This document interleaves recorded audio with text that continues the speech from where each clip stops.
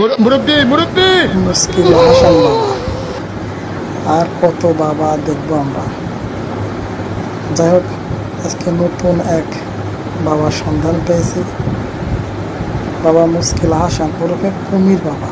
বর্তমান সমাজে অনেক মানুষের ব্যবহারে শিরক আছে, কথায় শিরক আছে, আচরণে শিরক আছে।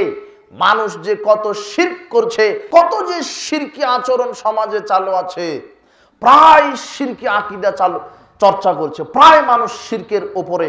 এখন একেবারে শিরক বাংলাদেশে এমন ভাবে প্রচলন হয়ে গেছে, মানুষ মনে করছে যে এটি ইবাদত। মানুষের যে কত ভ্রান্ত আকীদা, বলছে যে পীরের দরগাতে দান করলে সব পাপ ক্ষমা হয়ে যায়। এটা শিরকি আকীদা।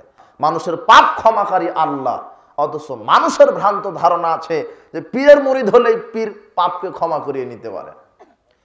বলছে যে পীরের মুরিদ হলে সালাত সিয়াম লাগে না, পীরের মুরিদ হলে সালাত সিয়াম লাগে না। যে কত যে ভ্রান্ত আকীদা, শিরকি আকীদা চালু আছে।